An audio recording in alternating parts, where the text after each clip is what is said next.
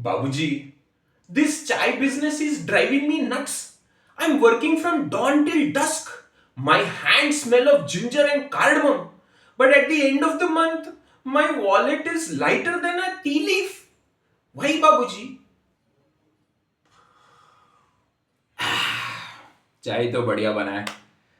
Raju, my boy, you have the passion, you have the flavor, but you lack the knowledge of business.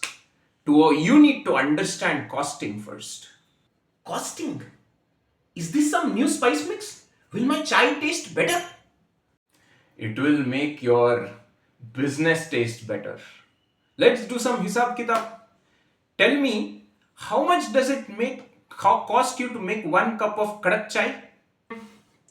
Well, I buy milk, tea leaves, ginger, and then there is gas for my stove. Excellent.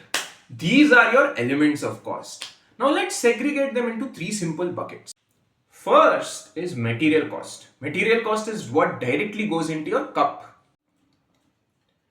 Milk, sugar, tea leaves, ginger, and cardamom. Excellent, excellent. Shabash beta. These are your direct materials, which directly go into making each cup. But what about the water? What about the little bit of cleaner you use to wash every cup? How do you calculate that cost? Oh, those tiny bits, I don't count those.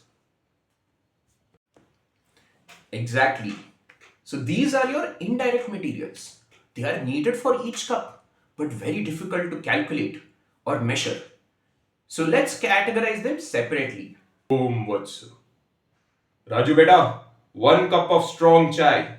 The universe demands clarity, even with its beverages. Coming, Sadhuji. Coming. Now let's talk about labor cost, Raju beta. Who makes your cup of chai? All me. And you spend your precious time making each cup. Your time, your effort. That's direct labor. And if you have hired someone to wash the cups or do some of the ancillary activities, that is indirect labor. So, do you pay yourself a salary or something? Salary? What, Babuji? I just take whatever is left. That's a mistake. You have to account for your own effort as well. That's a cost. Otherwise, how will you know your true profit? Raju, is this cup clean? Last time there was a smudge. Quality, Raju, quality. Absolutely clean, Ayarji. Sparkling clean. Absolutely. And Mr. Iyer reminds us of the third category, overheads. Overheads, what is that? Is it like a roof above my head? Is that what overheads is? Not just the roof, beta. Think about the gas cylinder. The gas you need to run the cylinder. Think about the rent you have to pay for this pot. Think about the electricity you are paying for lighting this bulb here. All this don't directly go into making each cup of chai, but they are very important to run a business. These are your indirect expenses. Beta, imagine this matchbox is your chai stall for a month.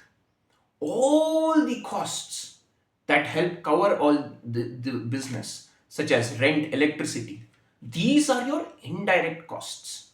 They are like roof, providing protection and sheltering it, like just like an umbrella, right? So many costs. My head is spinning like a spoon in a chai pot. Don't worry, Raju beta. Once you list all the costs, you prepare something called as a cost sheet. It is like a detailed recipe for your true expenses. It covers everything, your direct material, direct labor, overheads, and everything. So that once you have that, you understand what your true profit actually is. Om Shanti. To understand the river, you must know its source and all the tributaries. Just like with your chai, Raju beta, you must first understand all the ingredients. Om Shanti. Precisely. That's the magic of cost accounting. It's for internal purposes. It's for you to understand what your cost actually is. It's not like financial accounting, which I used to do. Preparing fancy reports for the income tax department, for external stakeholders, for investors. That is financial accounting for external purposes. Internal purposes, cost accounting. Financial accounting is like a stall's glossy photo for an advertisement. Cost accounting is like the blueprint of the business, showing every wire, every detail, and every ingredient that goes into the business.